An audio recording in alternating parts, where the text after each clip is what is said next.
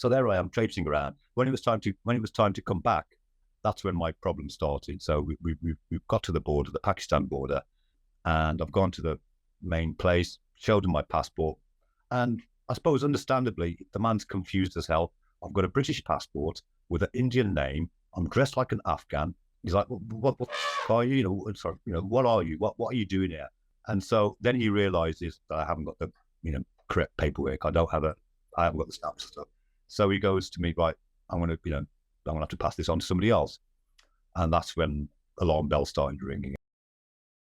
That was Amardeep Bassey speaking about spending 28 days imprisoned in one of the world's worst prisons. Bassey, a daring British investigative journalist and ex-HuffPost correspondent, found himself not just sampling the local cuisine and taking in the local sights, but also experiencing the inside of a Pakistani prison. Bassey is no ordinary journalist. His courage is as abundant as the variety of meat in a butcher's shop, and he's used it to report from some of the globe's most perilous locations. However, his courage landed him in a tricky situation when he was arrested in the treacherous Pakistani tribal areas on spying allegations. The conditions he endured were so severe they would even make the toughest cockroach think twice, yet in true journalistic spirit, Bassey used his time to gain a unique perspective. In an ironic twist straight out of a novel, it was his simple wristwatch that led to suspicions of him being a spy. This in a country where guns and illegal drug trafficking are as commonplace as the daily cup of char. So brace yourselves as we plunge into the world of Amardeep Bassey, a journalist who found himself transitioning from reporting the news to becoming the news himself. Trust me, his first-hand account is not one you want to miss, so let's kick things off by delving a bit deeper into who Amardeep truly is. Well, my name's Amardeep Bassey, just turned 50 recently, born and brought up in Wolverhampton in the West Midlands. Recently, the census figures show I think Wolverhampton's got a population of Sikhs as a percentage of the general population. So, been surrounded by a lot of Sikhs in my time. I'm the youngest of 5 siblings. My parents, like a lot of first-generation immigrants, came in the late 60s. Father worked on the buses all his life in some form or another. Mother worked in a kind of steel factory. And I've been a journalist now for coming up 30 years, which when I started in the early 90s, I was probably one of only a handful of black or brown faces working in the press, full stop, in the national media. So, it was quite difficult at times, being the lonely brown face. But I've always been a journalist, and unlike a lot of my peers at school who were into maths and technical stuff, I couldn't get my head around numbers and technical stuff. I was always a language person, so it was a bit odd. I had a top knot and turban until I was 16, so I was a bit of an anomaly, as in, this guy wants to do English when, generally speaking, Asians are supposed to do maths and engineering. I always liked English, and I thought, well, what can I do with English? I always liked reading papers. And again, like a lot of people of my generation, we were all kind of literally forced to watch the news when we were kids. Stop watching Grange Hill, put the news on. So I've always had this affinity for news. And for me, it's been 30 years doing this job, and it hasn't really felt like a job, really. It's what I do. Just going back 30 years then, how did you get into it? Like, so kind of, obviously you said that you had an initial passion for kind of English, but like, how did you go then from obviously thinking, actually, perhaps I can do this, to actually getting in there? Like, what was like your first kind of break, so to speak? Well, like I said, I really, from sixth form school, I really got into English in a big way, as in watching, reading different forms of it. And I really liked journalism, reading newspapers, etc. And then it was a case of, well, how do I become a journalist? What skills do I need? What qualifications do I need? And I discovered that you don't actually need a degree, that you just need this one professional qualification, which was called the National Council of Training of Journalists diploma, where they teach you the basics like shorthand, law, etc. Basically everything to make you equipped to go into a job with a local newspaper. That's what I did. I went straight in there, and at the time there was only about 6 colleges in the UK that did this NCTJ course, and so the one I went to was in Sheffield. And again, as I expected, I suppose, I was the only black or brown face amongst about 60 journalism students. But it was really good. I mean, I was in my early 20s. Studying at college, so it was like just going back to school again, really. Well, you were also mentioning that, like, obviously you were one of a very few number of people of color, and then you also mentioned that kind of at 16 there was kind of a distinctive identity change in kind of how you presented yourself.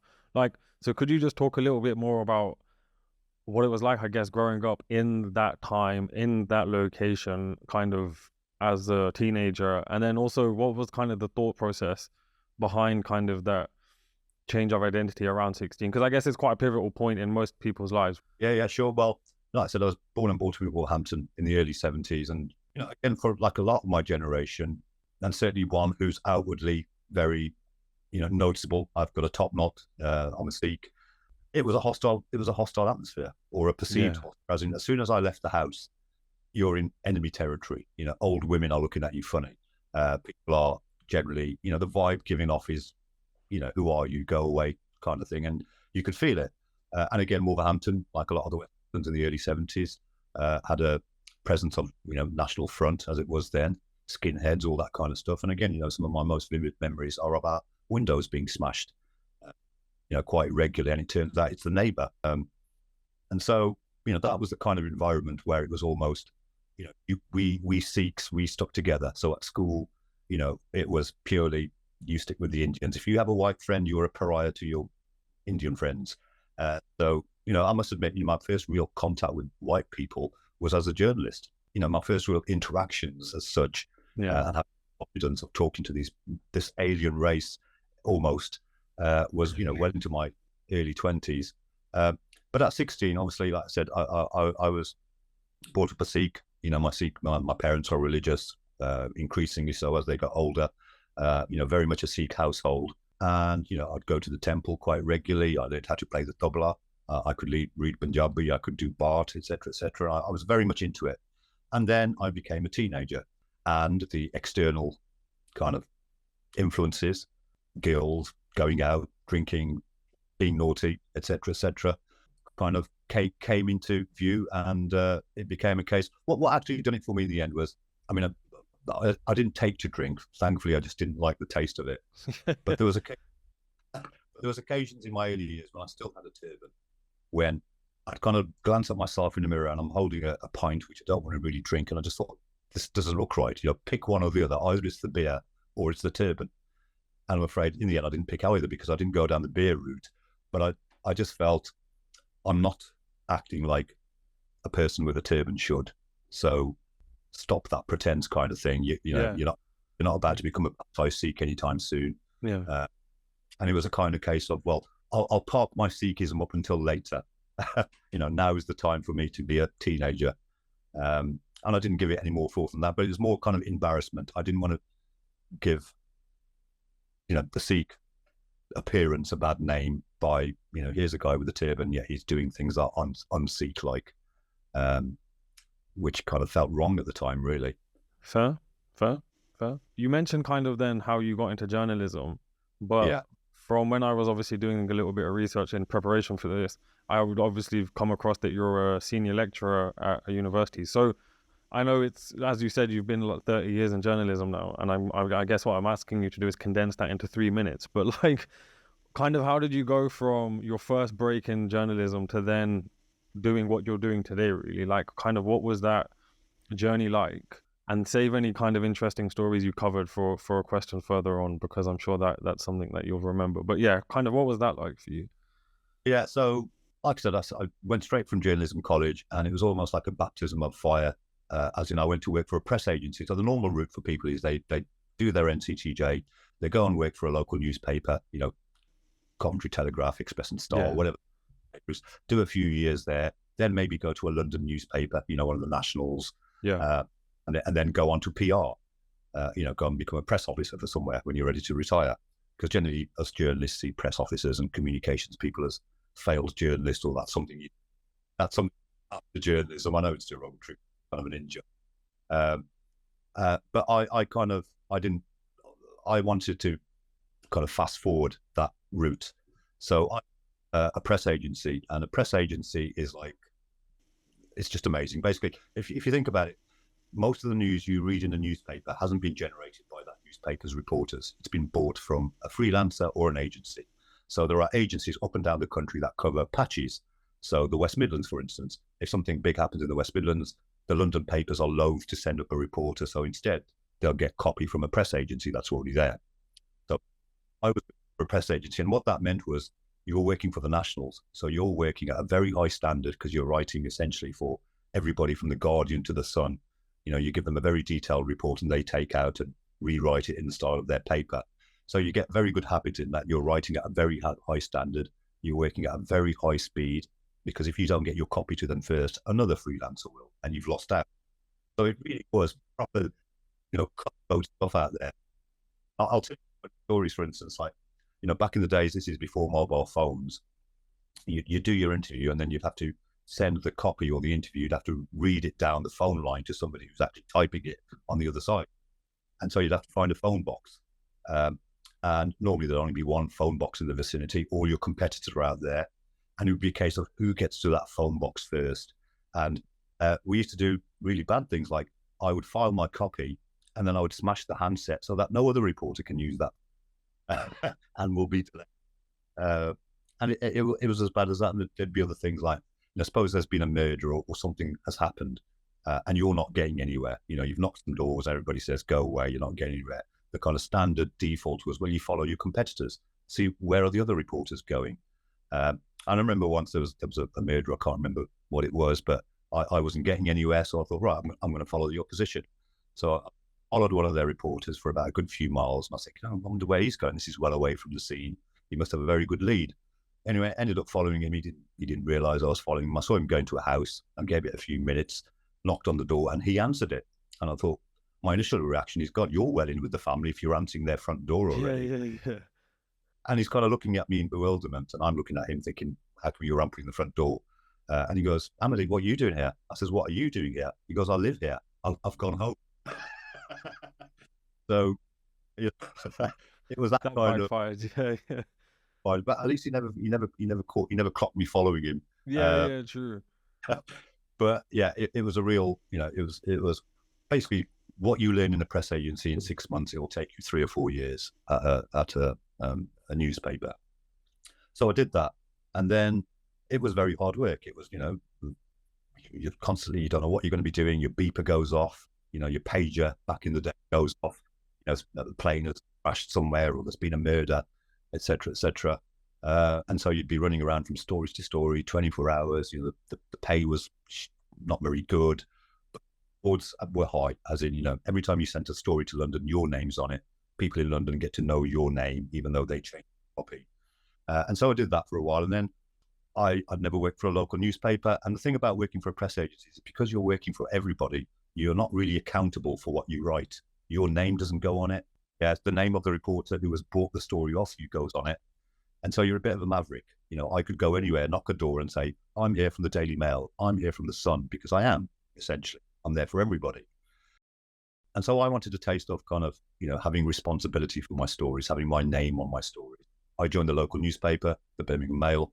I worked for their Sunday version called the Sunday Mercury. Every week I was doing a story which had my name on it. And it kind of, just from there I ended up doing kind of long form stories, which you could call investigative journalism.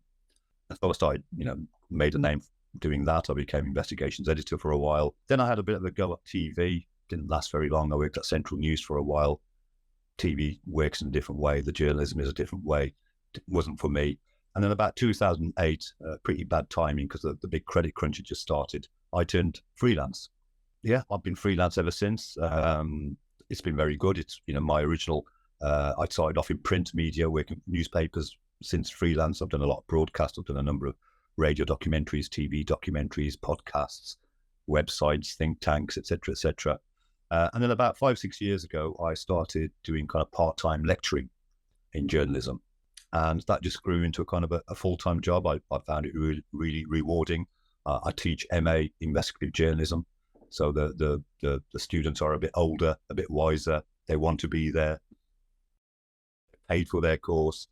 And I find it really rewarding in that, I get to do that and train the new generation of journalists, because journalism, certainly local journalism, is really bad. It's really bad. The dumbing down of it, the training of it, it's all about clicks. It's all about, eyes on the spot. Nothing about. What is interesting was, like in my normal 9 to 5, we work in tech, and there was a meeting with a couple of people, and one of the people that had come in, I can't remember what the meeting was for. It must have been for like one of the websites we had or something. And one of the guys opposite on the table, he was basically like, yeah, I've created. So basically, if you go to, and I'm sure you're aware of it, when you go to any of these local newspapers websites, so like the Cov Telegraph or the Birmingham whatever, Birmingham Mail, it's all the same layout. It's the same thing. It's just their like name or colors. He's like, we created that software and we are the people who basically push that out to everyone.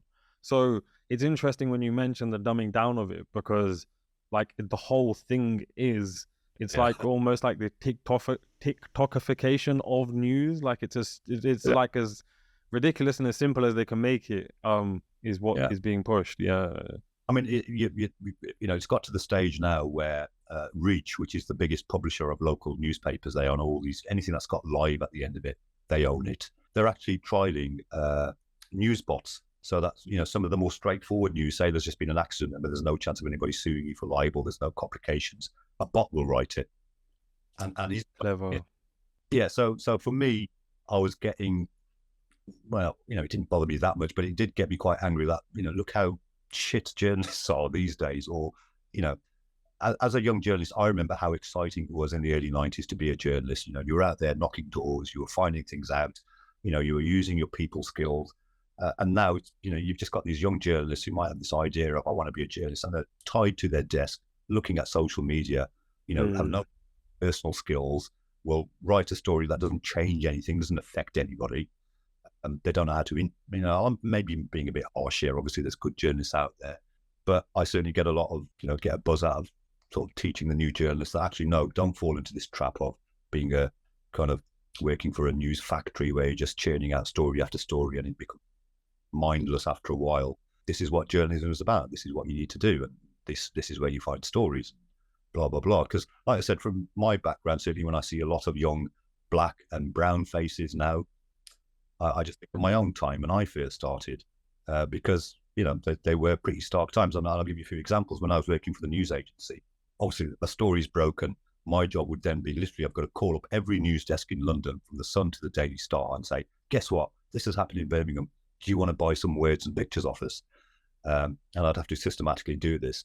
And I recall the first couple of weeks, there was a really tragic story of a Sri Lankan guy had basically chopped up his wife and daughter and had travelled to Birmingham New Street train station, and coppers arrested him, and he was carrying a suitcase, and in the suitcase was the dismembered bodies of his wife and child. Horrific story, arrested, etc., etc. It happened on a Saturday, and I remember calling up all the Sunday newspapers, the News of the World at the time, Sunday Times. And I remember I won't name names, but it was one of the News UK titles. I kind of, said, guess what? This has happened, blah, blah, blah. I didn't mention he was Sri Lankan. I just said, a body's been found, dismembered body, blah, blah, blah. And there's a bit of a pause on the other end, and the guy goes to me, that's interesting. Do you know if they're of the truer faith?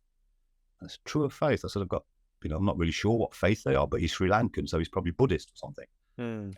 Laughing, and he goes, no, dear boy. I mean, are they white? Are they white? And I said, well, no. And the interest just waned. You could see, just send a few paragraphs down, we'll have a look. And that kind of shook me a bit, thinking, really, you differentiate on whether something's news because whether it involves a person of colour or not. And that happened again, and they'd use different code words. He said of the truer faith. Some would be even more blatant. They would describe anybody black or brown as low life. Are they low lives? And I said, what do you mean? Are they non-white? Are you saying all non-whites are low lives? And often these people would know that they're speaking to an Indian man. They're speaking to Amardeep Bassey. And other things like, we have something called a vox pop, which is where a reporter will basically just go out onto the streets and interview people about whatever the topic of the day is. And newspapers would often hire me to do a vox pop, and they would say to me, no offense, Amardeep, but we don't want any black or brown faces. And it was as blatant as that. Having said that, I never faced any direct racism from any other reporters. And I don't know how I've managed it in these 30 years, because I've been to some right racist areas. I've never had any racism from anybody on the street while I've been reporting. I've been told to get lost, bloody scum journalist, but never scum journalist or, anything to do with my colour or ethnicity. I think that's amazingly lucky, because I have done a lot of, one of my specialities is extremism. I've done a lot on right-wing extremism. And again, it's quite interesting. I've got a lot of strong contacts within Britain's right-wing movement. And the reason for that is they presume that because I'm Sikh, I must hate Muslims. A lot of the far-right agenda is anti-Muslim. And so they automatically presume, well, you must be sympathetic. And obviously I don't say I am, but I kind of let them believe their own misconception. I will use any tools at my disposal to get access to people. So yeah, it's been an interesting time. But again, it's a case of, these days there's been this big push for diversity in journalism. I can see that, yeah, there's more bums on seats, but do they have any influence? Are they editors? Are they choosing this? No, they're not. They're just frontline reporters who get sent out, often only to do with stories to do with their ethnicity. So, you've got Jaswinder there. Oh, send him out any brown story, Bengali or otherwise. But you're brown. You should know. That a lot of it, I'm afraid, is lip service, because, those at the top, the elite at the top, the editors, the decision makers, they're still of the same broadly white, middle class, well-educated, middle-aged, so yeah, there might be some cosmetic changes, but are there any decision makers at the top? Not really. This country, the black editor of a newspaper, I don't think it's about to anytime soon. But, as I say to any young journalist of colour, concentrate on being a good journalist first. Don't worry about your colour and about, I only want to do black stories or whatever. That will come later. But you don't want to be pigeonholed early on in your career. You'd mentioned near the beginning that there was a difference when you were working in the TV kind of space. Do you mind just elaborating on what is so different, and what was it that you found that you didn't want to do, if that makes sense? I came from a long form journalism background where I would work on a story for weeks, potentially months, and sometimes I'd not had a story. I've wasted months, but you get as much pleasure from realizing that the story doesn't work and knowing when to stop. And you just didn't have that time in TV. Again, certainly local journalism, local TV, you've watched Central News. There's a lot, there's so much going on in the world, but they will tell you about somebody's 80th wedding anniversary or something, right? If you know what I mean. Obviously, it's important then, but really, there's much more things going on than this person's, this skateboarding duck or whatever you've got this week. So it was kind of, wasn't deep. And again, I don't want to, be sounding derogatory, but a lot of the local news journalists, they're actors. They're on TV. They're more concentrated on having a good appearance and sounding good rather than the story being good. So yeah, it wasn't for me. I mean, also I said I've dipped into TV. I've done panoramas and dispatches and this, that, and the other, but the actual local news journalism, TV journalism, yeah, it wasn't for me. It was boring. No, fair enough. So in relation to your investigative journalism, there must have been hundreds, if not thousands, of stories that you've covered in 30 years that you've been in that space. Are there a few that have stuck with you since? Are there a couple that you could kind of share? The one question that people ask me, what was the best story you did? And you think, God, I don't know.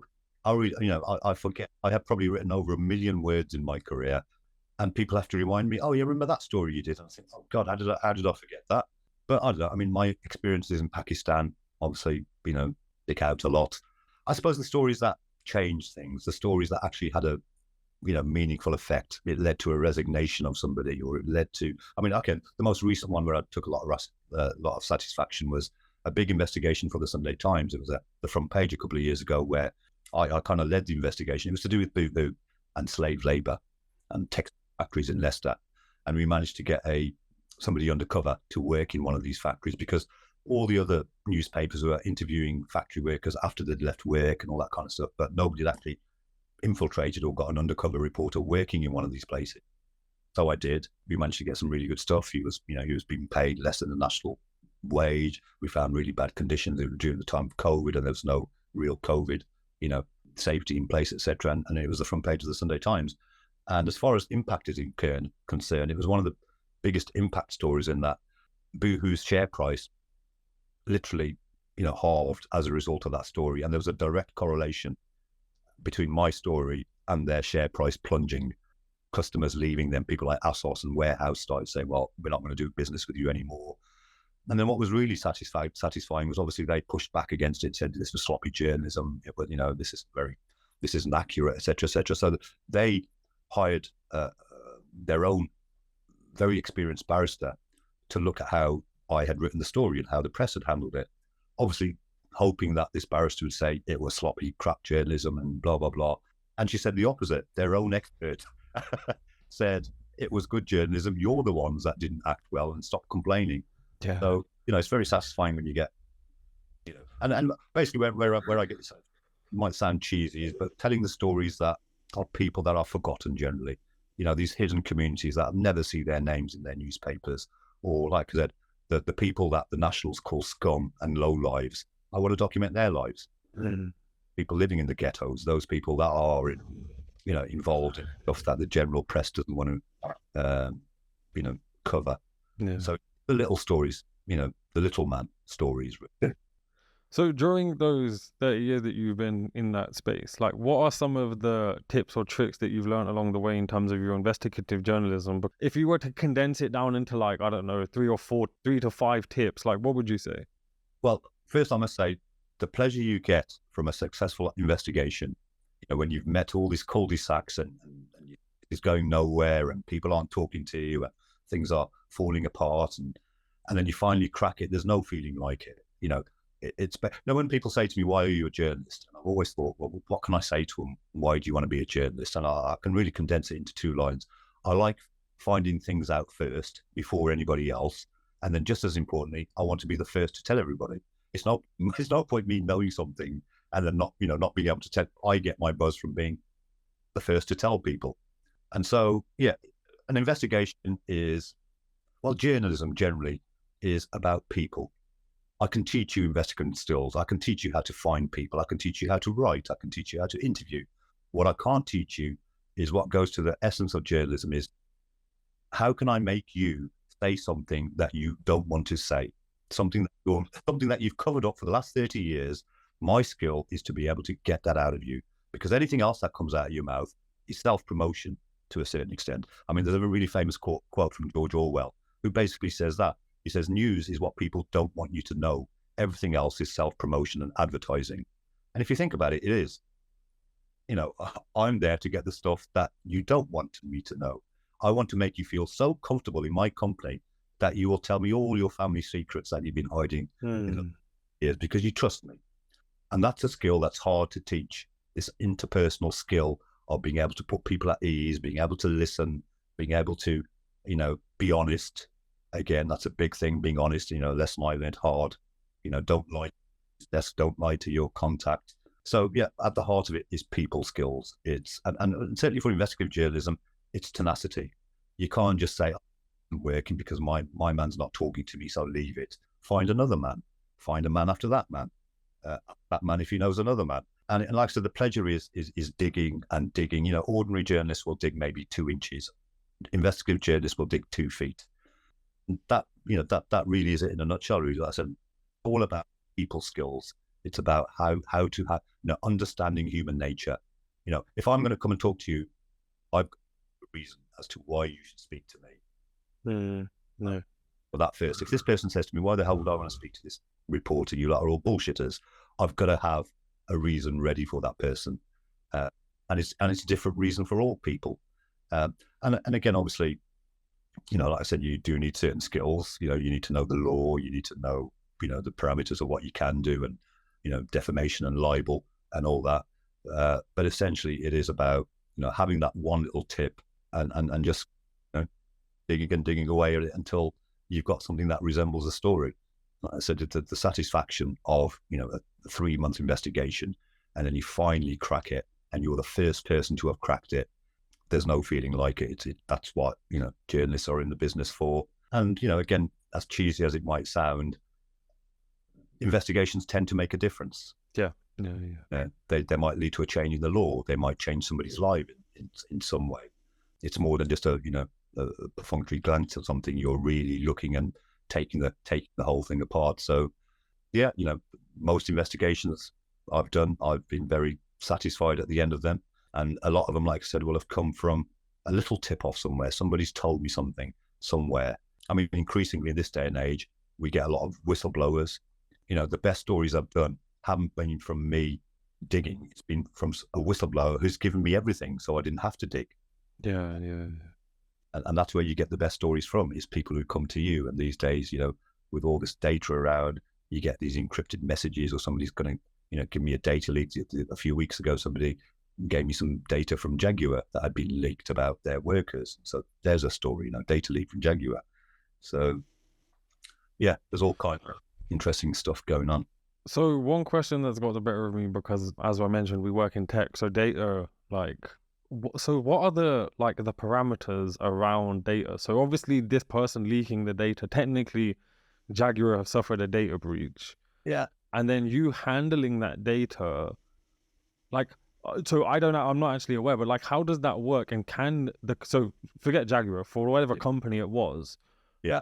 Can they do anything with you handling that data, considering it's theirs technically? But I guess the kind of the voice in my head is also saying there's some type of public benefit of that data being in your hands. So does that outweigh the private then? So the golden rule that underpins investigative journalism is, if it's in the public interest. Now, this is very important, not of the public interest, but in the public interest. So lots of things are of public interest. People want to know what colour David Beckham's hair is. That's of public interest. But is it in the public interest for them to know what David Beckham's going to wear tomorrow? No, it isn't. They can live without knowing that. Yeah. So for us, if something is in the public interest, like we're exposing wrongdoing, we're exposing hypocrisy, we're exposing corruption, then anything goes. I can override any data laws, I can override any defamation laws, as long as it was in the public interest, and I can demonstrate that it was done in the public interest. So in this instance, if Jaguar had found out that I had got a copy of this before I'd printed it, they could try and get an injunction. I would go before a court now, a judge in a county court, and say, and give my argument as to the public interest. It's in the public. No, that Jaguar doesn't have safety when it comes to their data, that their data is easily breachable. That's in the public interest to know that. So, we would have won the argument, and the judge would have said, actually, okay, it has been stolen. It is in breach of data, but it's in the public interest to know this. And so that's how we get away with a lot of things, is because it's in the public interest. So if it's in the public interest, I can lie to a certain extent. I can pretend I'm somebody I'm not. I can surreptitiously record you without telling you. I can do undercover filming. What I can't do, obviously, is play agent provocateur, as they say. I can't put words in your mouth. Yeah. I can't make you do something that you wouldn't already have done. Etc. So yeah, it's the public interest that underpins the investigation. So say, for argument's sake, the data that you got from Jaguar had nothing in it. So you read through it and there was nothing of public interest. At that point, because there's no story, there is no case. But could the company, if they knew you had the data, still say or do anything? No, it wouldn't be in their interest to make a fuss over a story that didn't happen. Fair, yeah, that's what I thought. Okay, no, it's just interesting, as in that died and it wasn't, just curiosity gets the better of me. It's a good curious, because actually everyone's curious. Journalism is such a kind of closed shop. No one really knows how we get our stories, how we do things. It is quite a mysterious industry. So over your 30 years, I'm sure you've spoken to a hell of a lot of people and had to do a lot of research and door knocking. Are there any people who stick in your mind still? Is there anyone that you're for whatever reason, good or bad? As in, I'm not necessarily after the best story. I'm just after kind of someone you're you know what? I sat in a room with this person and I don't know, you could have been I felt warm. You could have been the hairs on the back of your neck stood up. But there is a couple. I mean, again, I can't remember. I've met thousands of people. A lot of them would have left their marks somewhere. But the ones that stick out. So my specialisms as a journalist are crime and terrorism and extremism. All the toxic stuff, the interesting stuff. I like violence and terrorism and things like that. So the people that stick out for me are two people that governments would label terrorists. The first one being a guy called, and forgive me, I forget his first name, but he's a Sikh Khalistani. Daljit Singh Bhittu, I think it is. Bhittu is certainly the surname. And I did a Radio 4 documentary back in 2006, something like that, maybe even earlier, about the International Sikh Youth Federation being banned by the UK under the Terrorism Act, and Babur Khalsa being banned. And as part of it, I went to India to, speak to police officers there, to speak to militants there, ex-militants, etc. And I remember it was very much a cloak and dagger kind of affair. We had to meet in a certain place and whatever. And, I think he was possibly still even wanted for something at the time. He may even been on the run. And I was expecting a kind of, hardcore, hard type of guy who's going to be kind of all shouty and, very passionate and whatever. And it was the opposite. I came across somebody who was very charismatic. There was something warm about him. There was something honest about him. I mean, I remember, as part of your interviewing technique, I wouldn't say you try and rile somebody, but you try and provoke an emotion out of them. So I remember asking him directly, have you ever killed anybody in the name of Khalistan? And he never answered the question directly. I mean, he'd be a fool if he said, yes, I have. But the way he answered it was really good, as in he kept saying, I've been arraigned for 24 murders, but I've never been convicted of any. So he's kind of left it in the air, and he just handled himself really well. For somebody who hasn't had any media training, I imagine, and English is not his first language, he batted me off really well and held his own. And he was very loving. I just got this really warm sense from him. He obviously realised you're a Sikh as well. You're from Britain. You're a journalist. He was quite commendable about me. Well, it's good to see Sikhs doing well. We're working for the BBC, etc., etc. And all of his arguments were reasonable arguments, were reasoned arguments. But it was the charisma. That's what it was.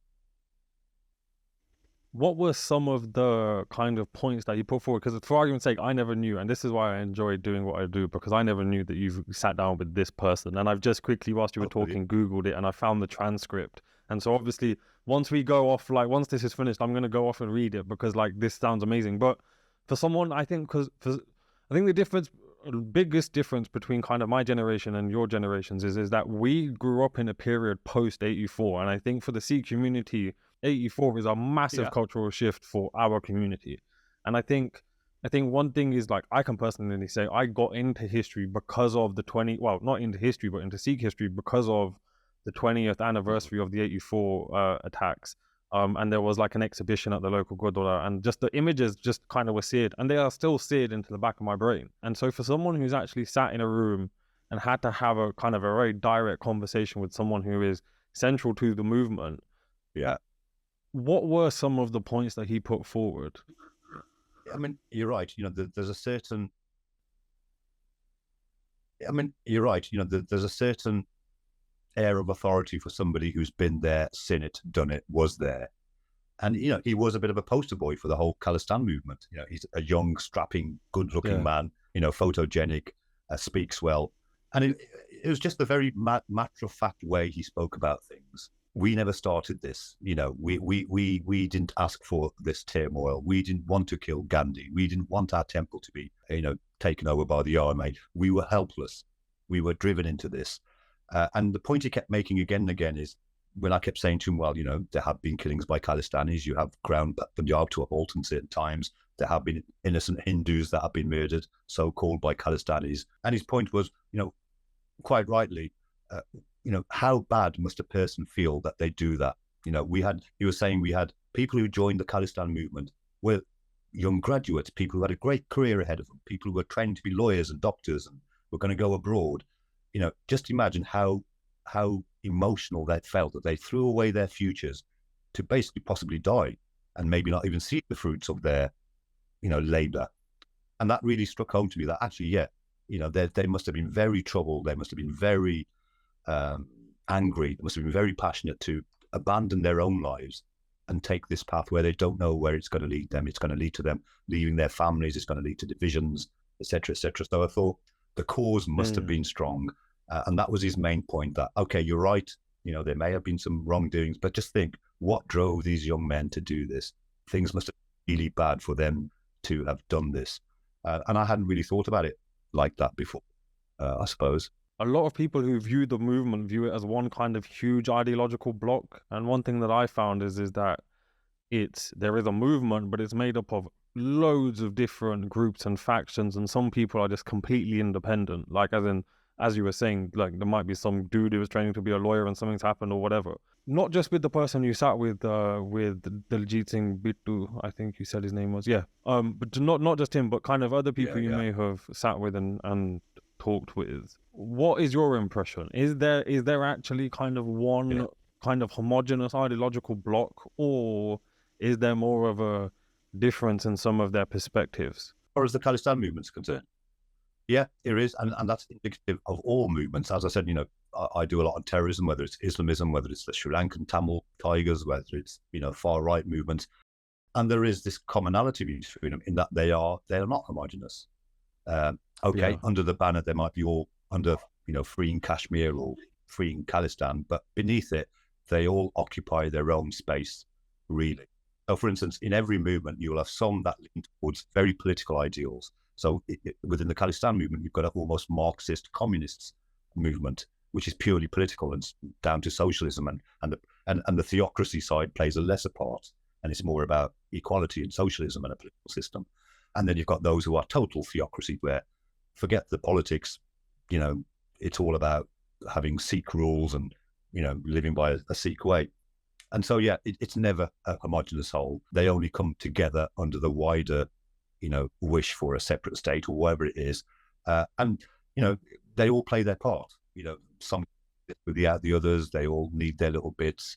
But as is always the case with any of these kind of revolutionary movements or separatist movements, is the hardest thing to do is achieve that unity, is to get everybody singing from the same hymn sheet for a prolonged period of time. They might be together for weeks, for months, or for one particular operation, but to have that one, and the enemy knows that. The enemy knows that. Talking about, the Indian state, I suppose. I went to a kind of conference that was organized a couple of years ago, and the question being posed was, does the media understand Khalistan? And I was there to kind of represent the media. I mean, I don't know why they chose me to represent the whole of the media, but I was, and I started off by saying, I think you've got the question wrong. It should be, does the Khalistan movement understand the media? Not the other way around, because you don't.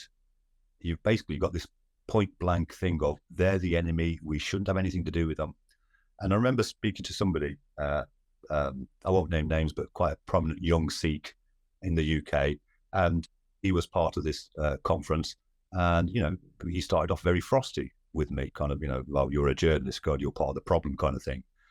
But by the end of it, we were mates, and we still are, and you could feel actually there is a role for journalism, and you're right, we don't understand journalism and media and how it works, and can you tell us how it works and whatever. So yeah, there is this thing of, the media, there is a use for the media, and you've got to know your enemy. The media, they're using the media, and as everybody says, modern warfare, one of the problems is cyberspace, as physical terrain.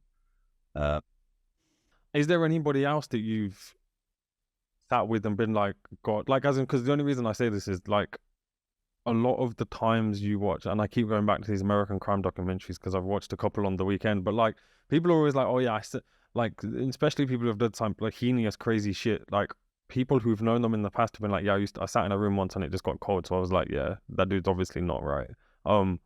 It doesn't have to be as bleak and bland as that, but like, is there anyone else? I've never had a situation where I felt, as I said, cold, or it's the opposite, the ones that stick out. And it's not the famous people. Again, I've probably interviewed certainly politicians and pop stars and celebrities. I've interviewed hundreds of them.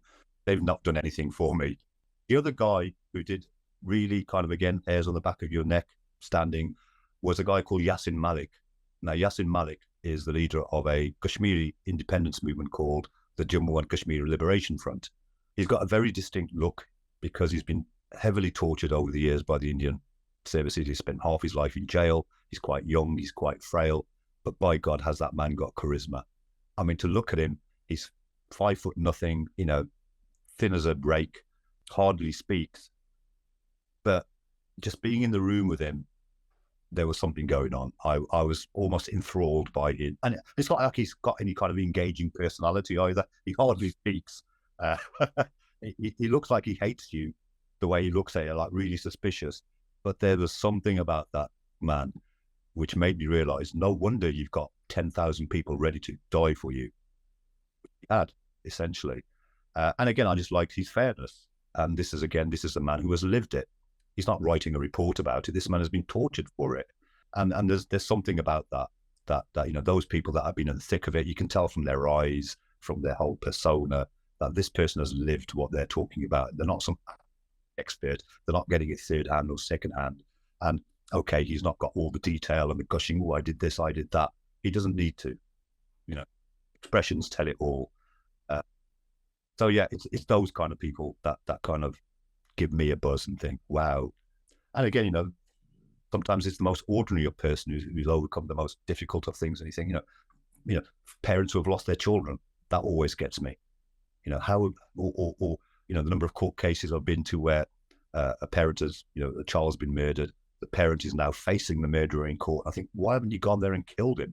Have this guy slit your daughter's throat and raped her at 14, and you're just looking at him. And I'm, hats off to. I say hats off. I don't think they want any commendation from me, but wow, how would you that? And yeah, that's up and down the country. The real heroes, again, without sounding too cheesy, are those people who have all the odds stocked against them.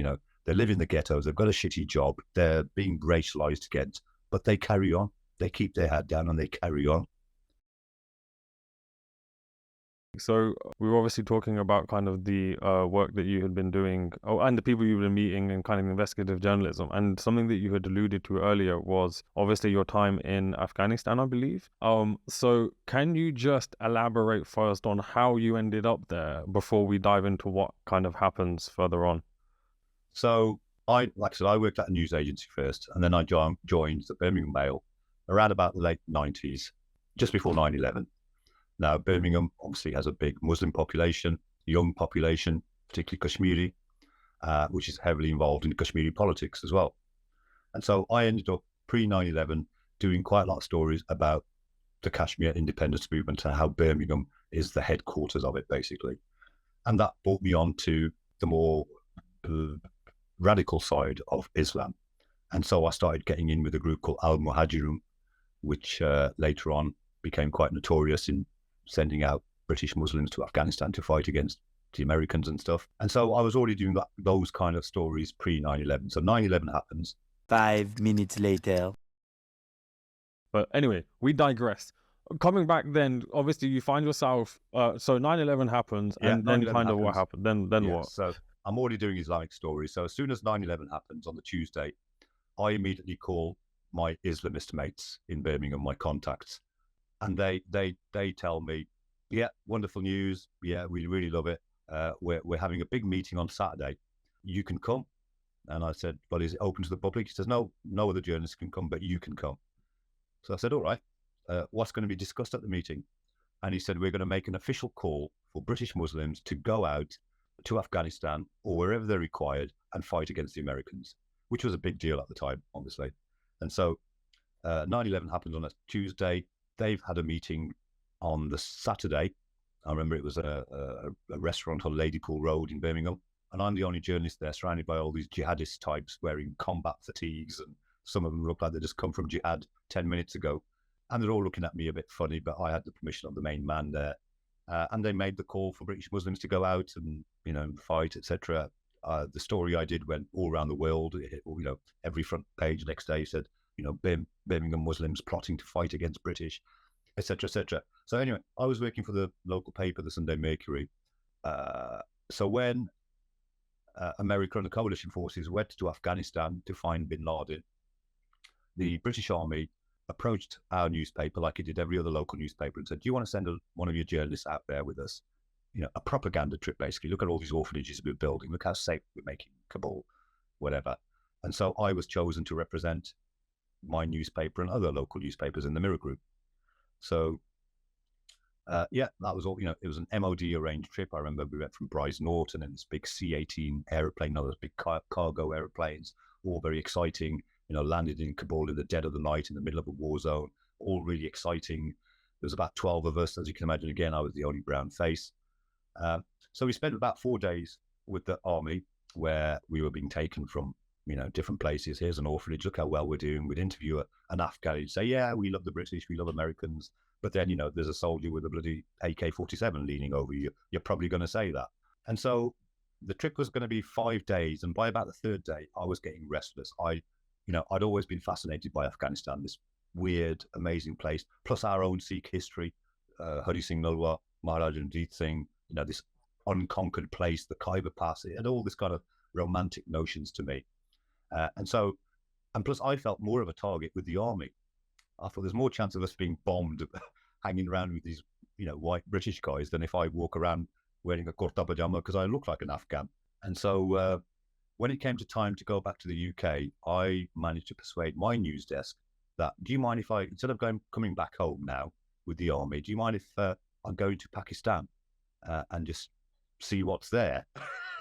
And they said, well, what are you going to do in Pakistan? And I said, well, firstly, I'm going to interview these British Muslims that have gone out there. Yeah. And then secondly, and it might sound outlandish, but I had as good a chance as anybody else of finding bin Laden. I mean, at this time, bin Laden had escaped from Afghanistan. They didn't know where he was. They thought he was in this tribal areas. And I thought, in my naive, young, adventurous way, that, I'll see if I can find him. And so that was what I told my news desk. So when it came time to come to the UK, instead, the British Army dropped me off in Karachi. And this was interesting. The day I landed in Karachi, in this army helicopter from Kabul, I stayed there a night. The next morning, just as I caught my flight to Islamabad, a bomb went off in Karachi, killing 12 French sailors. So just bear that in mind. I then, under my own steam, make my way up to Lahore and Peshawar, where I had made a contact in England, somebody from the Human Rights Commission.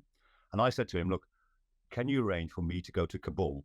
And what I wanted to do was go back to the same places I visited with the British Army and see what they say when there isn't a soldier with a gun standing around, and just generally try and get some real life interviews from real people rather than be embedded with the British or whatever.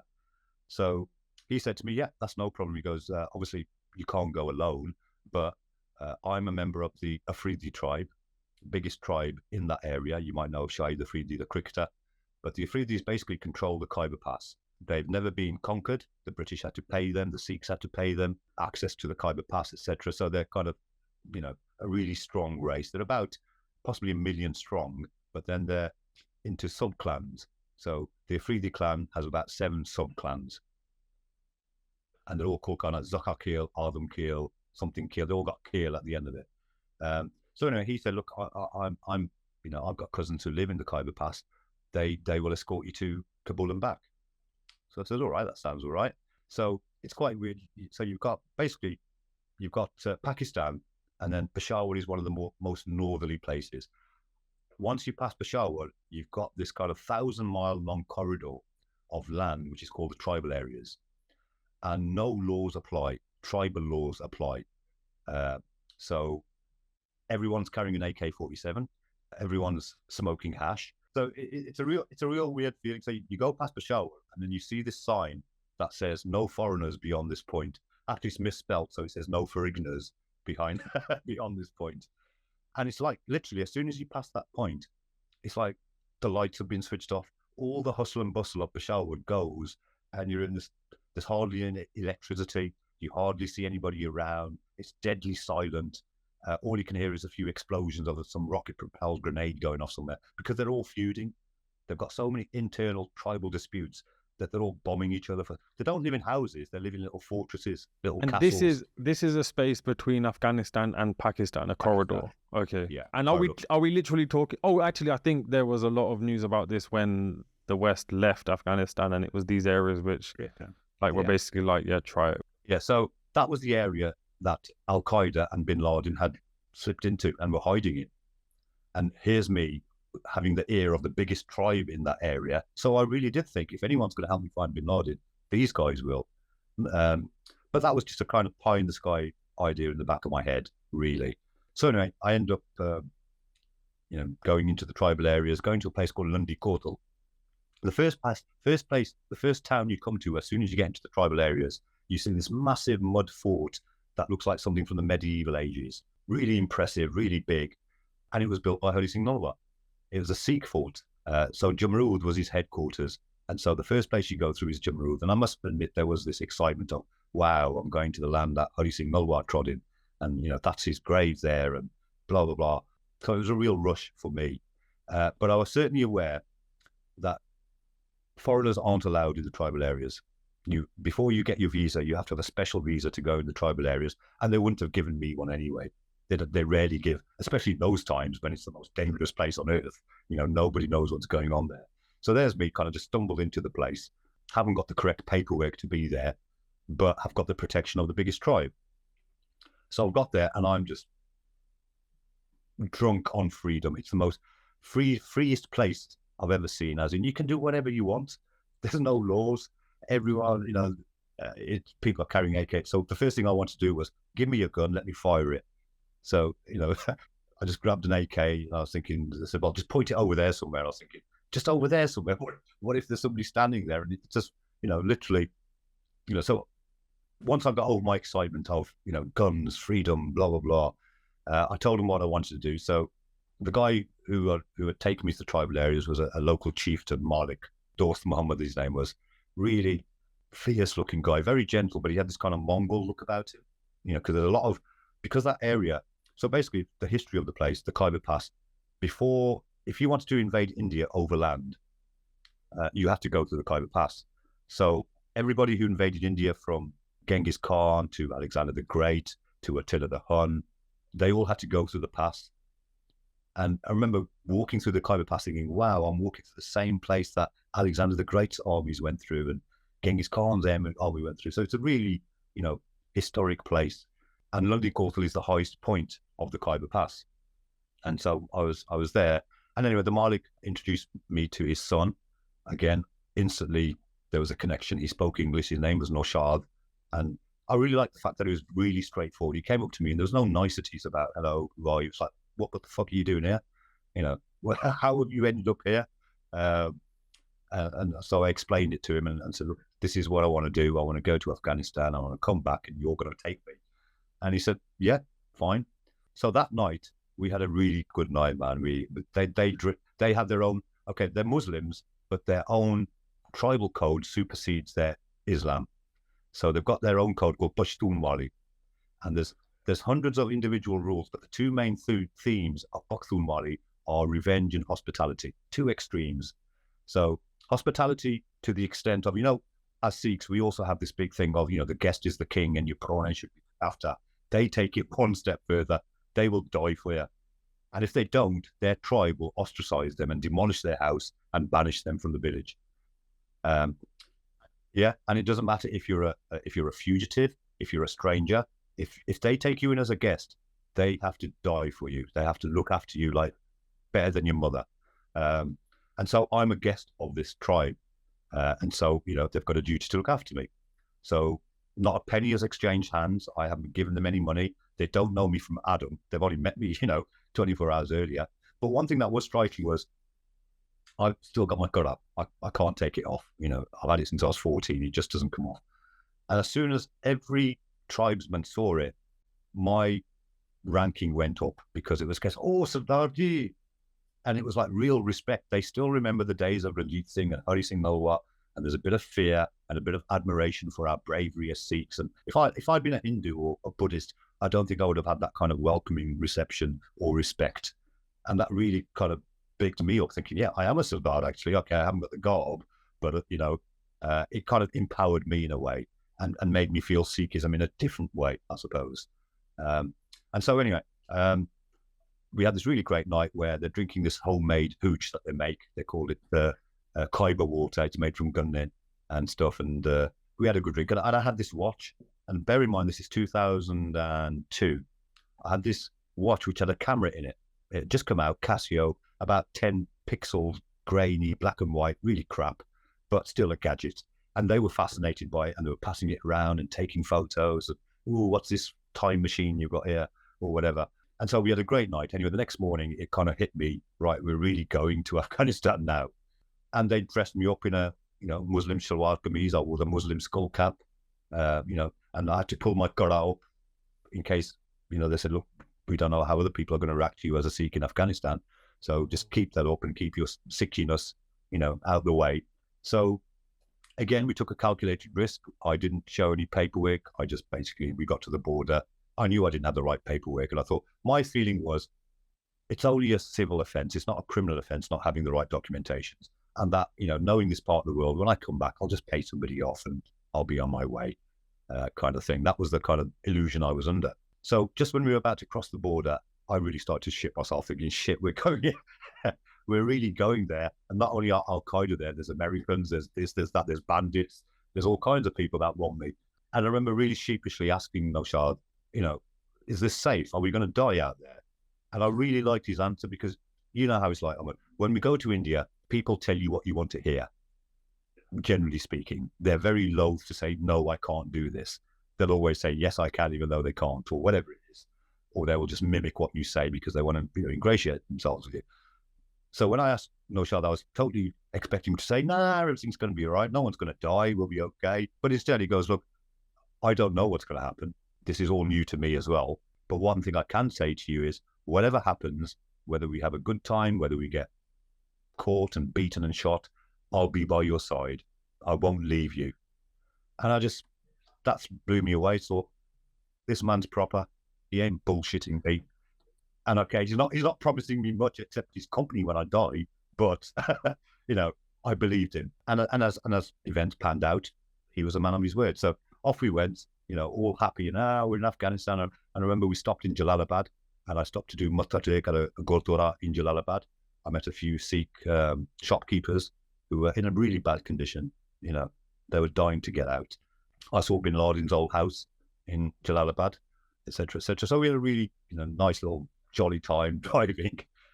One thing was odd. Along the way, as you can imagine, there wasn't much traffic. It was not an advisable route to be going down at that time. But every now and then there'd be kind of, you could say, like motorway service stations, like a rest stop. Yeah. This kind of ramshackle building. And you had all kinds of weirdos, and there was like, the best way I describe it is, in Star Wars, they have that interplanetary bar where you got all these weird aliens from different places. It was like that. So you had all these barrel-chested guys, some wearing kind of Mongolian clothes, somewhere they all look like medieval and carrying AKs and swords. And I kept looking at them thinking, I wonder what you're, I wonder if you're Al-Qaeda, I wonder if you're Taliban, I wonder who you are. And, I couldn't help but laugh to myself, think, guess what? I'm from Wolverhampton. You'd never guess, would you? But yeah, it was a dangerous route, and any one of those guys could have shot me and kidnapped me, and nobody would have known anything about it. So we eventually get to Kabul. I spent a really good couple of days there interviewing people that I'd interviewed before, and they gave me the opposite story. They said, actually, we hate the British. The one thing I kept hearing from Afghans was that these Americans are cowards. Why don't they come out of their airplanes and fight us on the ground? Why are they bombing us from above? And the other thing that I really noticed was, a lot of the opposition against the Americans and the British weren't terrorists. It was people who had lost family members through collateral. A bomb's gone off, their father's been killed. He's not a terrorist, but he lived in the area. Now they become a terrorist because they want revenge for their father, because revenge is big in those areas. And so they would be ostracized by their tribe if they didn't seek revenge. And so that was quite noticeable, that these guys that are fighting you, you created your enemies yourself a lot of the time.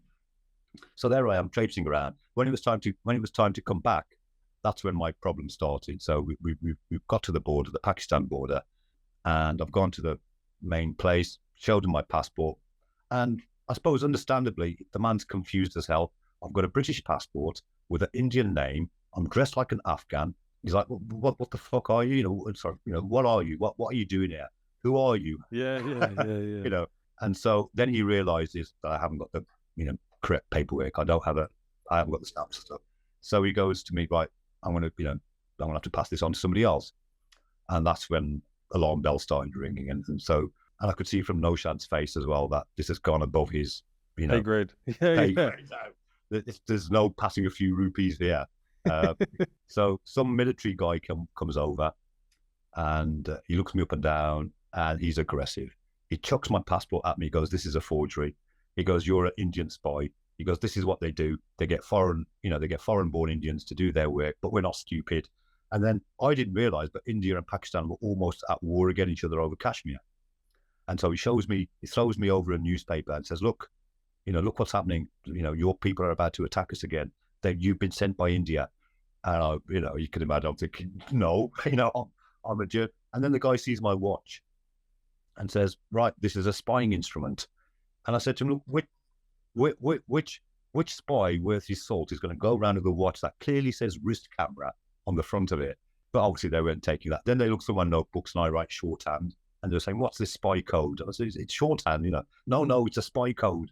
And so he gave me the ominous words, and I'll never forget him. He looked at me and he goes, I said, what's going to happen now? He goes, we're going to have to process you. And I thought, process me? I'm not a fucking can of baked beans. What are you on about, process me? And then Naushad turned around to me and said, we're going to jail. And when he said, we're going to jail, I thought, hang on, I don't remember anybody saying you're going to jail. And so the guy turned around and said to me, right, get up, he put these kind of old Victorian shackles on me, leg irons and stuff. And then Naushad turned around, and Naushad was with another guy as well, Kitab, his friend, the two guys who took me to Afghanistan, Kabul and back. And they looked at the military guy and said, you know the rules. This guy's our guest. If he's going to jail, we're going to jail with him, make some room. And you can imagine how I felt. I thought, fuck me, why? Yeah. What the fuck? You don't know me. Yeah. I haven't given you any money. I could be an Indian spy as far as you know.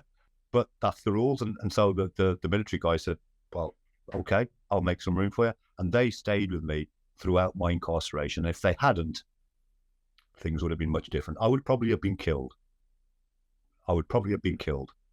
Because I was, think about it. I'm in the tribal areas where nobody is. It's where all Al-Qaeda is. It's where Taliban are. It's where I am a sitting duck, basically. There I am, a Westerner of Indian origin, sat in a jail.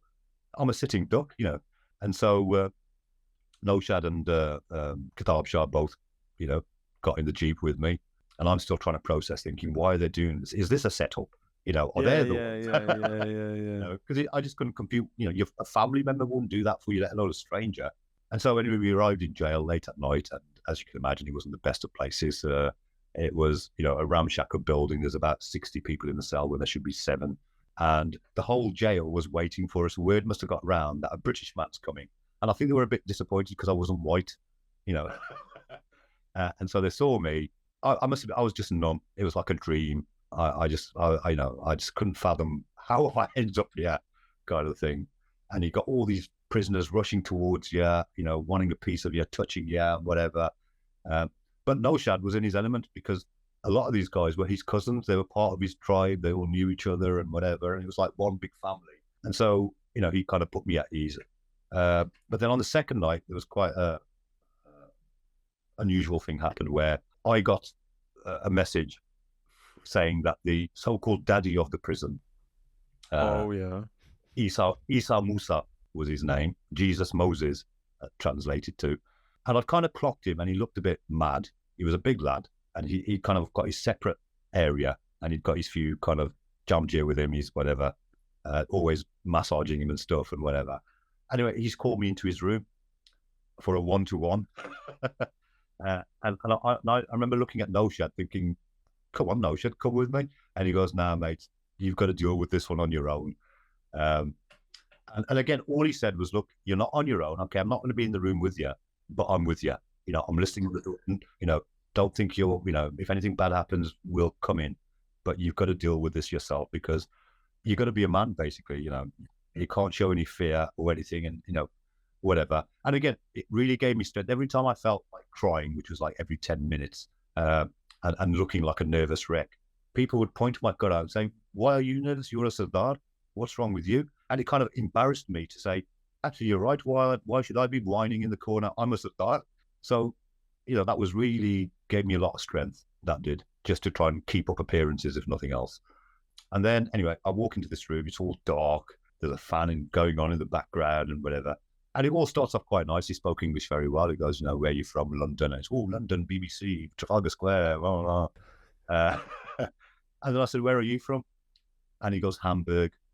And as soon as he said Hamburg, I thought, shit, because that's where 3 of the 9/11 hijackers were from. Mohammed Atta, the main ringleader, was from Hamburg University. So I'm thinking, right, we've got a serious one here. And I said, so he goes, he knew the details of my arrest and why I'd been arrested for that, proper paperwork. I said, so why did you get arrested? And he goes, well, I was fighting the Americans. I traveled from Hamburg to fight the Americans. They caught me. They've tortured me. I'm probably going to end up in Cuba. And if they release me, I'm going to go straight back there and start killing them again. So I thought, right, fair play. And then things turned a bit weird. He suddenly noticed my gut up, even though I had it pulled up right down there. And he goes, oh, you're Sikh? I said, yeah. And then he goes, right, he goes, this is a Muslim jail. You're not in London anymore. There are certain rules. You're going to have to do as you're told. So I thought, okay, what does that mean? And he goes, you're going to have to do as I say. I said, okay, what does that mean? You're going to have to become a Muslim. And you can imagine, all I'm thinking about is the old days of the Mughal Raj. And, here's a Muslim telling a Sikh to convert or potentially die or have a difficult life. Obviously, it put me on the spot. And, I thought, and I didn't immediately answer because I think, well, I can't say to you, yes, I'll become a Muslim, because I can't, I'm not going to do that.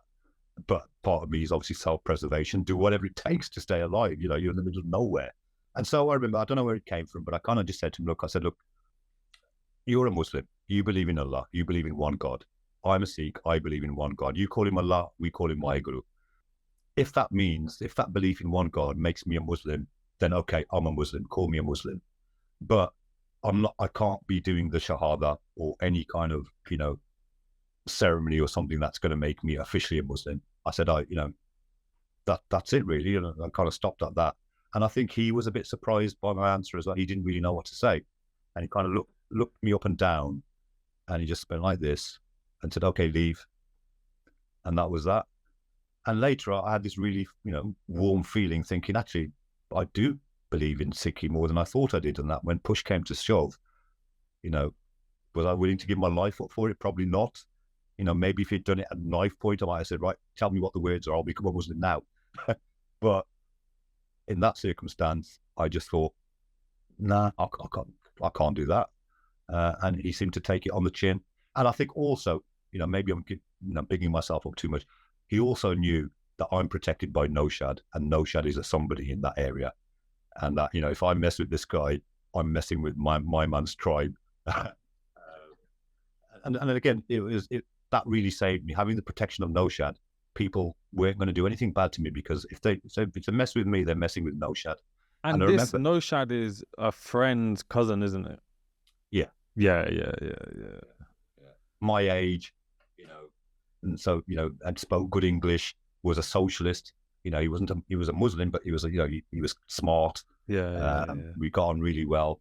And, he protected me every part. And, it was hard for him. Here's a local protecting an Indian who could be a spy. What's it doing for his street cred in the tribal areas? And so only later it struck me that man must be having some serious pressures himself. He could have walked out that jail whenever he wanted to, but he didn't, because he had to protect me, or he felt he had to protect me. But I could see the pressure on him every day. It was getting to him. He's a man of good pedigree. He's the son of a Malik, and he's here, and so he was playing a lot of politics above my head. Later he told me there were people who wanted to kill you in there, and we had to make deals with them. And, he never told me this at the time, to kind of protect me from it all. The ISI, I don't know whether you've heard of them, but the Pakistani intelligence services, my God, are they good? They're bloody good. They are smart. They're really good. They're the ones who interrogated me. And obviously beforehand, I had this vision of ISI. They torture people, they kill people, which they do. But they treated me very well. They treated me, they said to me later, look, we knew within hours that you ain't no spy, but we're sorry, we had to mess you around because you're Indian. And it was as blatant as that. The phrase he used, he said, Maafi badi par dushmani hum. So basically, sorry about that, but enemy is the enemy. We had to mess you around, just kind of send a message to India, even though I'm not Indian as such. Yeah, I was going to say there is no message really, but I see what they mean though. They're like, you're from there, I guess. But then the other interesting point was when they first started interrogating me, the ISI, and realised I was a Sikh, they started asking me about Khalistan. And when I said, I didn't know how to play it. So when I started, I said to them, Khalistan, what is it? I don't know, what are you on about? Yeah. And they said, I remember him saying, Port Anabon, you know what Khalistan is. And then I said, okay, look, I might have heard of it vaguely, but, I live in Wolverhampton. I don't care about Khalistan. And then they got angry. They said, why don't you care? And I thought, I can't get anything right here. Yeah, what answer do you want? They said, look what's happening to your people. Look what the Indians are doing. Don't you care? And then I thought, okay, maybe I should care. And I said, well, yeah, I do care. And basically, the impression I got is they wanted to use me. If I was a Khalistani or showed any inclination, they had plans to use me as a spy or to do something to India or something. And it also reaffirmed to me that ISI and Pakistan, to a certain extent, may be funding the Khalistani movement, are probably funding elements of, because it's obvious, the enemy of the enemy is my friend. You know, the Indians are supporting the Baluchis for their independence movement in Pakistan. So Pakistan are going to return the favor by supporting separatists in India. That's how world politics goes on. But to actually, have it confirmed almost. And so, yeah, I spent a week being interrogated by the ISI. That was bad because I was only in it for a week, but I was pretty much in solitary confinement with no light and no exercise. And you lost track of the time of day, and it's bad. After a week of that, simply coming out and seeing sunlight and seeing the grass and seeing birds, it was like amazing. And that's just after a week of, sensory deprivation. And then, so we carried on. And then finally one day, every day they kept saying to me, oh, you'll be out tomorrow. And tomorrow never came. And I must admit, at one point, after I'd been there about 4 weeks or so, a feeling came over me of acceptance, as in, look, I'm here. There's nothing you can do about it. They could hang you tomorrow. They could jail you for life. You could be released, but none of it's in your hands. So, and this real peacefulness just washed over me, kind of letting go, where I was just existing now. I was simply existing. I was eating, drinking, and there was something really nice about it, like a real clarity about life, where I was really living, or even though it's hard to describe, I'm dead on the inside. Well, I don't know what you mean, but I can kind of intellectualize what you're saying. Yeah. That letting go. Yes. And it's almost like I can transfer it to, when we talk about God's hukum. Yeah, acceptance. This is the situation. I'm your vessel, take me where you want. Kind of thing. And it was a good feeling. But anyway, all of a sudden, one day the cell doors open and they said you can go. It was. And how long have you been in the cell by this point? Just over 4 weeks. Fucking hell. And I'm assuming it's not like a British prison, even though British prisons are still pretty shit. But like, just to give people who aren't necessarily too familiar with what it may have looked like, just give us a brief description of it, please. Well, the first one in Lundy Courtal, that wasn't too bad. The prison was basically the old British governor's house. So it had an old Victorian fireplace. It had, it was like an office or whatever, but it was designed to possibly hold a family, 10, 12 people. There were 66 prisoners in there. And basically every inch of space on the floor when you went to sleep was taken up. You were literally cheek by jowl with people. The light was on 24 hours a day. Bear in mind, this was May, so outside the temperature was like 44 degrees and stuff in Peshawar. And you've got this, you watch Midnight Express. It was like that. Yeah. Kind of yellow, crumbling cells. Towards the end, when I thought I was being released, they put me in the worst cell possible. They put me in a cell which was literally 5 foot by 5 foot. When you put your hands up, the fan would catch your hand, so you couldn't have room to move. And it was designed for 3 prisoners, and there were 7 of us in there. And what was funny was, well, it wasn't funny, but there was this old guy in there, old Muslim guy, and he hated my guts. Anything I'd touch, he would throw it away because I've contaminated it as a non-Muslim, and he just couldn't stand me. Anyway, I remember asking some people, saying, "Well, he's fucking 80. What the hell is he doing in prison?" And they said, "The man's got no honor." I said, "Well, you can go to jail for having no honor. How do they work that out then?" And they said, "What it is he had his first wife had died. He took on a young bride, much younger than him. He'd caught her in bed, literally, with somebody, a younger man. And now, under the tribal laws, he's supposed to kill the wife and the lover. He only killed the lover. So he's basically been jailed for not having killed enough." Because he didn't kill the lover and because he didn't kill his young wife but killed her young lover, he was jailed for breaking the code. Why didn't you kill the lover as well? You've got no shame. You've got no honor. And so you can actually be jailed for not having killed enough. My mind is just short-circuiting, but no, fair enough. I see where their rules. I see it. Fair. And then there was this poor Nigerian guy there, black guy, and I swear to God, the other prisoners, they're all from villages. They've never left their village. They don't know anything about the world. They really thought this black guy was an animal. They were touching his hair and they were asking me, "Yeah, John, but yeah, Bandaya." I said, "Yeah, he's a bunda, in that Galaranka there." And I said, "Well, just like in Karachi, they're a bit darker because they're closer to the equator. Well, this man lives right on the equator." And they just couldn't get their heads around that this guy's human. And when I left jail, he was still there. I remember I asked him, I said, "What the hell are you doing here?" And he gave me a bullshit story. I said, "Where are you from?" He goes, "Nigeria." I said, "What are you doing in Pakistan?" He goes, "I've come here to seek political asylum." Who the fuck goes to Pakistan to seek political asylum? Nobody. Especially from Nigeria, like that makes very little sense. Yeah. He'd gone basically for the drugs. The tribal areas is where all the heroin processing labs are.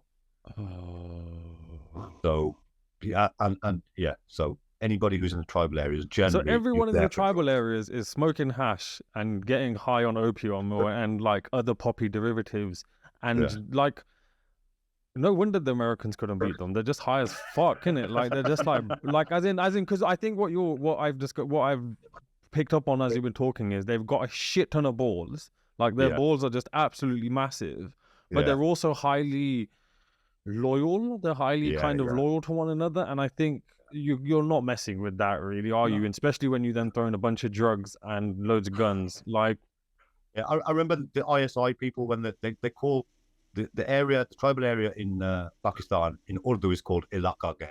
Okay. Ilaka Ghair, the strange place, the out of bounds place, the mysterious place, the place you don't go to.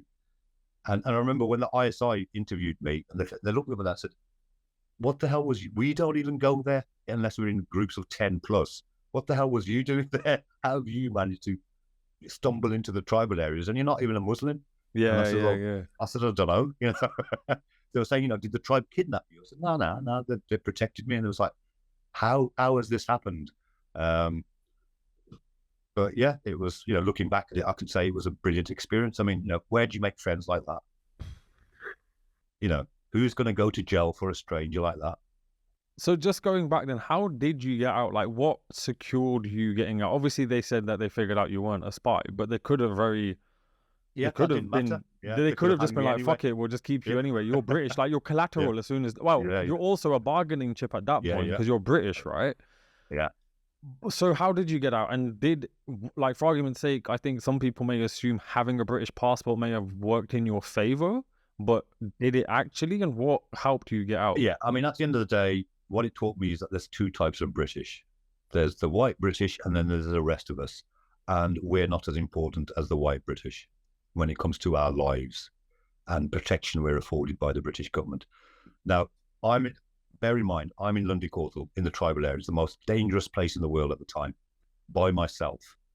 It took the British Embassy 12 days to visit me. And when I asked the guy, "Why the hell is it taking you so long?" He says, "Well, you know how it is around here. Security is really bad."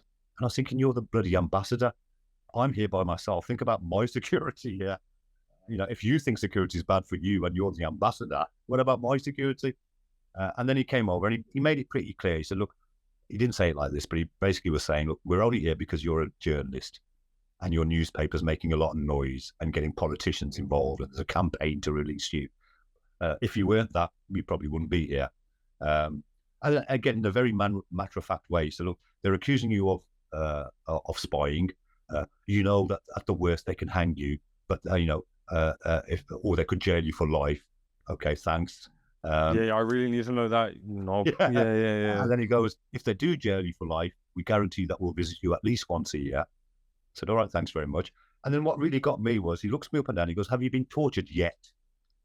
And I thought, well, actually, I haven't been tortured, but the way you're talking about is the torture coming. And that really threw me because I was thinking, no, I haven't been tortured, but you're saying, well, you haven't been tortured I should yet. Be, yeah. He was almost disappointed that I hadn't been. And so that didn't leave me in any great condition. But one thing he did do, the fact that Agora had come to see me raised my street cred in the jail, that this guy really is British. This guy really has got connections to politicians. We better not torture him because he may be a somebody. But If I'd been white, I can guarantee you that ambassador, I wouldn't have spent a day in jail. I'll tell you what, a comparison. The other prisoners were laughing at me. They said, look, just before you got arrested, a French journalist got arrested in exactly the same circumstances. He didn't have the paperwork. He'd gone into Afghanistan, was trying to get back to Pakistan. His ambassador came immediately. He didn't spend a second in jail. Why the fuck are you still here 12 days later and nobody's come to see you? Says it all. Says it all. So it really made me think, I'm as British as my passport and that's about it. So whilst you're in prison, obviously you've got the protection of Naushad and his friend who's, I don't know why they've decided to join you in prison, but like a proverbial hats off to them for that. How hairy does it get? Besides the situation when the guy calls you into the room and kind of, I guess in to paraphrase, essentially asks you to convert. Is there any other point where you're like, fuck, this might go south quick? Every day, because basically the cells I was being held into were remand cells. So every 20 minutes, a new prisoner's coming or someone's going. And every new prisoner that came, I'd think, is this the Al-Qaeda hit squad that's been sent to get me? Is this the one? Is this the one? You know, and somebody looks at me funny, and why are you looking at me funny? You had people who were opium dealers, you had people who were Taliban, you had people who were opening Al-Qaeda. And every time that door opened, I'm on my toes thinking, is this the guys? Are they the ones? And so, every day was, are they going to get me tomorrow? Are they going to get me today? How are they going to do it? And so, any new face would startle me. And that's what I said, if Naushad wasn't there, I would have been buried. Within days. And they stayed with you for the whole 4 weeks? Yeah, never left my side for a minute. And I'll tell you what was really good as well. Towards the end, when I was, I've been there 3 weeks or so, and we'd been sent back to Lundy Courtal. We've been interrogated by the ISI, sent back to Lundy Courtal, and the leader of his clan came. So his clan is called the Zakhakil. So within a fleet, you've got these 7 clans. The biggest one is the Zakhakil, and they're the most notorious ones as well. And really, and trust me to fall in with them. Anyway, their leader, Darya Khan is his name. He's in charge of a, tribe that's tens of thousands strong, controls the Cobra Pass. Anyway, he came to Lundy Courtal and it was weird. It was so surreal. So he comes with his armed entourage and all the prison guards and the governor put their guns down and they're all kind of humble, almost mutta taking him as he walks past. Oh, wow. So he breezes into the jail with his own armed guards. The whole of the jail is looking at him. And again, it raised my credibility up because, the Malik has come to see the Britisher, but it bigged me up. And so he comes and me and Naushad are brought out. The governor, meanwhile, he's all like this. He's thinking, who's in charge, you or this guy? It was clearly that guy. That guy. Yeah. Not him. So anyway, he's talking to me and whatever. He's saying, "All right, no." He goes, "Sorry, things have got a bit out of my hand. It's gone to a governmental level. They're accusing you of being a spy and all this." And he goes, "I don't give a shit if you're a spy. You're under my tribe's protection. Spy, schmy, I don't care. And they will not lay a finger on you. I can guarantee you that. No one will touch you while you're here." I said, "All right." And then he turned around to the governor, and you could tell that this man meant it 100%. He said, Alauddin, which was his name, he goes, "Alauddin, I'm giving you 2 weeks. If this man isn't released, I'm just going to walk out with him." And he knew, and the chief knew that that's exactly what he's going to do, and no one can stop him. And and I thought, wow, that's how power works. And he could have literally just walked in there and walked out with me. And if Pakistan government wanted to do anything about it, they'd be at war with the tribe, which they don't want. Again, I always thought, at the most, I've got 2 weeks in this place because Darya Khan's going to walk out and just literally take me out of here after that. So yeah, all these odd little things going on. That's nuts. So I think for anyone who spent any time in jail, a lot of times the question is, how did it impact you? But for someone who spent 4 weeks in a jail in the middle of, I guess, what is probably one of the unsafest places on the planet, how did it impact you? And I don't know, I guess people may also be wondering, have you recovered from that? Or is it one of those things where it's just there? Yeah, it's just there. And with anything else, you take what you want from it. I could be all down and depressed and, oh, they did this, they did that. But you just be yourself. I mean, I could have kicked up a fuss and said, look, I want to be on myself. I'm British. I don't want to be in this jail. Treat me differently. But I didn't. I did have a chance at one point. I remember the governor of the prison said, look, you're British. You're probably not used to this gone. You can stay in my house next door. I've got a toilet. I've got a TV. I've got a bed. You can stay there. You're still under arrest, but, you can stay there. And then I turned around and I said, can Naushad and Shah go with me? And he said, no. And so, I couldn't turn around and say, okay, thank you, Shah. I'm going off to my luxurious bedroom. So I just acted like everybody else. I didn't ask for any special. I was polite and, my normal self to everybody, whether they're Al-Qaeda, Taliban, poor, rich. And I think that came across that this man's transparent. This man's not a spy. This man's not malignant or malicious in any way. But the way the mental mark it left on me, I'd always been quite laid back, maybe too laid back sometimes. Yeah. But like I was saying, that moment where I had of release of that stayed with me. Of how could anything matter when you've been through that? True, completely. And again, it just totally gave me confidence in the brotherhood of man.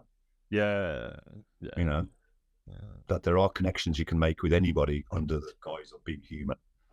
So what were the ramifications once you get out the chair or once you get back to Britain? What are the ramifications of it? Like, is there any kind of, I don't know quite what, as in, like, was there any kind of toing and froing between governments or countries, or kind of what happens? Well, when I got back, I was debriefed by British security services who wanted to know, again, how the hell did you get there? We can't get there. How did you get there? And then it I won't go into too much detail, but I got involved through the British security services to the American security services, who again were very interested. You're in the tribal areas. You're with the tribe, the biggest tribe there. We know Bin Laden's there. But, I stayed away from all of that because, if the CIA mess you around, who do you tell? Who do I call the West Midlands police and say, the CIA are messing me around, come and get them, So anyway, that was that. So there was a bit of that. It gave my career a bit of a turbo boost, I suppose. Here's a journalist who's been jailed for his work. There was a lot of journalists who were jealous. We've been dying to get into the tribal areas. How the hell did you get there? I said, well, I didn't do it on purpose, mate. I didn't want to go to jail. And, the access I got, they were like, mate, oh, you spoke to real Taliban. You shared a cell with Al-Qaeda, all that kind of stuff. So, journalistically. And the other thing, again, like you were just saying, I was doing my specialism was crime. So I was doing a lot of stuff about street gangs. In Birmingham, we've got these Burger Bar boys, Johnson crew. We've got these Asian gangs, the Lynx, they used to be the Aston Panthers, etc., etc. And it gave my street cred a lot, as in they were saying, this man's done pen in bloody Pakistan with the Taliban. We think doing Winston Green for a few weeks is big. This man's done it in fucking, Sure. So my street cred went up.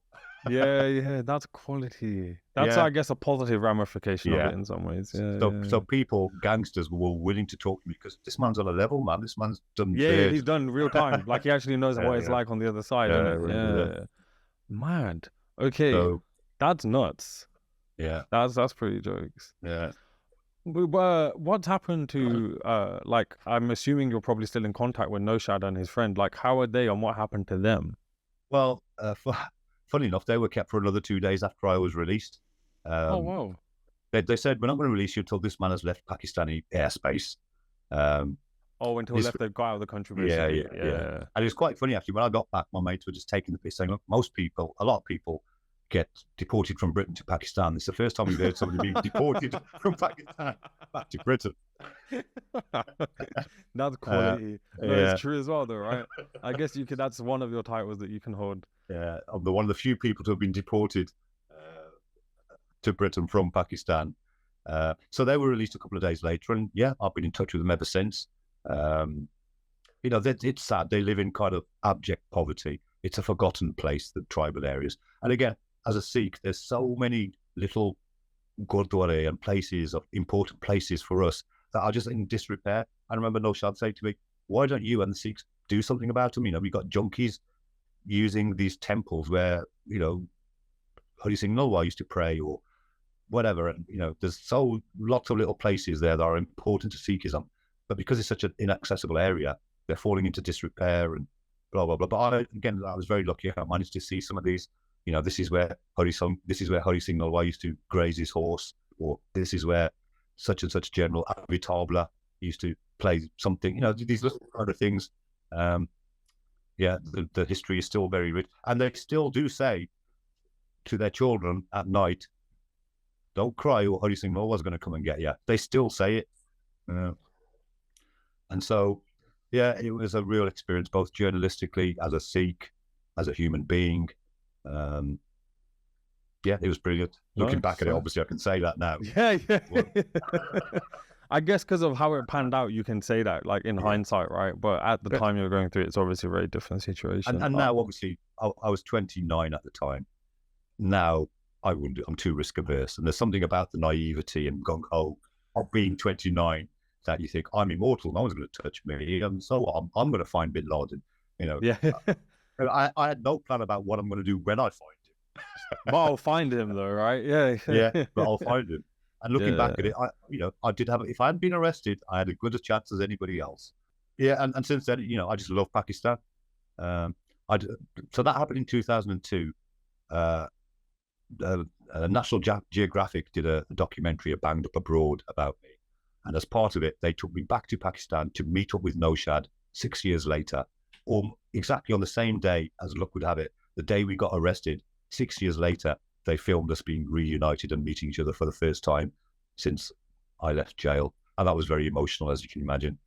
Well, all I can say is thank you, obviously, for making the time to do this. It's been a long time in the planning. Like, we've missed each other on so many dates. But no, thank you. And also, like, thank you for sharing everything with us, because I think sometimes people go through certain events and don't necessarily want to open up or share in the way you have. So all I can say is thank you for that. And my pleasure, Omar. No, thanks for having me on, mate. Thank you. And that's a wrap for today's podcast episode, folks. A massive shout out to our awesome YouTube members: Jazz Dylan, N Singh, Gary Parmar, G, Askarpreet Dantu, Radhaji Kaur, Hunter Hill, Aman Veer Mandir, Homogenous, Not Devan, Raj Saran, Vishal Kuldar, Sunji, Jagaraj, Final Link, Gurnam Bawa, Wushu Man. Let's not also forget our amazing Patreon members, including Neo B, Hernan Pazano, Jazz Dylan, Gurpreet Singh, Gurdeep Bath, Anish Man, Ramneek Gaur, Rav Singh, Ramneek Gaur, Razman Jazwa, Gagan Singh, Gurpreet Danjal, and Rajvinder Kaur. If you're passionate about the work I'm doing and want to support it, consider becoming a paid YouTube member to unlock some cool features, or join our Patreon community today. Find the links in the description below, and thanks again for tuning in. I can't wait to bring you more exciting content. See you in the next video.